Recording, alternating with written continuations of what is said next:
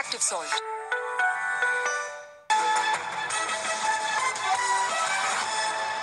হাওড়াঘাটৰ এটা স্থান হঠাতে যেন পৰিণত হল পবিত্ৰ ভূমিত চলিছে অবিৰাম পূজা অৰ্চনা আশীষ বিচাৰি সমাগম ঘটিছে বহু লোকৰ কিন্তু কিয় চাওহক এক প্ৰতিবেদনত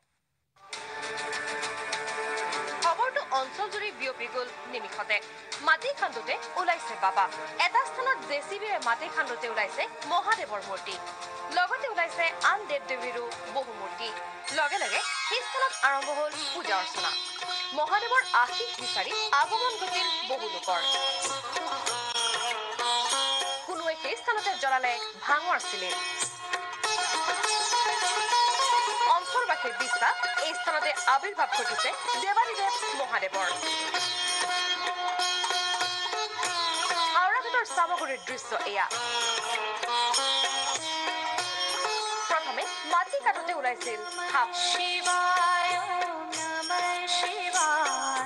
পিছত স্কুলীয়া শিক্ষাৰ্থীয়ে প্ৰত্যক্ষ কৰে মূৰ্তি লগে লগে অঞ্চলজুৰি বিয়পি গ'ল খবৰটো আৰম্ভ হ'ল পূজা অৰ্চনা জনসাধাৰণ যিটো আমি সমাগমটো পাইছোঁ আমি সকলো ইয়াত ৰাইজে আমি চৰ্চা চিন্তা কৰিছোঁ যে এইটো আমি বাৰোৱাৰী প্ৰত্যেক জাতি জনগোষ্ঠী মিলি পেলাই আমি এখন সমিতি গঠন কৰিম সেই সমিতিখনে এই মন্দিৰটোত চোৱা চিতা কৰিব আৰু যিজন মানুহৰ মালিকৰ মাটি আছিল দিলীপ ধৰ নামে তেখেতে কৰ্মচাৰী একাউণ্টেণ্টৰ কাম কৰে আৰু তেওঁ পৰিবাৰৰ পৰা তেওঁ সুখী হৈছে আৰু তেওঁ ইয়াত মাটিটো দিম বুলি পেলাই তেওঁ ৰাইজক অৱগত কৰিছে পুৰাতত্ব বিভাগে এই স্থানত খনন চলালে বহু পৌৰাণিক সমল উদ্ধাৰ হ'ব পাৰে বুলি আশা ব্যক্ত কৰিছে অঞ্চলবাসীয়ে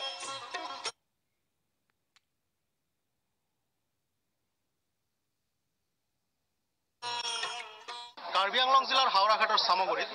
জেচিবিৰে চলোৱা হৈছিল এডোখৰ মাটিত খনন কাৰ্য আৰু খননৰ পিছত ওলাল শিৱ বাবাৰ মূৰ্তি লগতে বিভিন্ন শিলালিপি নিশ্চিতভাৱে ক'ব লাগিব যদিহে এই স্থানত পুৰাতত্ব বিভাগে খনন কাৰ্য কিবা গৱেষণা চলায় তেন্তে ইয়াত যথেষ্ট পৌৰাণিক কীৰ্তিচিহ্ন উদ্ধাৰ হোৱাৰ সমল আছে হাওড়াঘাটৰ পৰা মই ৰূপক দাস প্ৰাগ নিউজ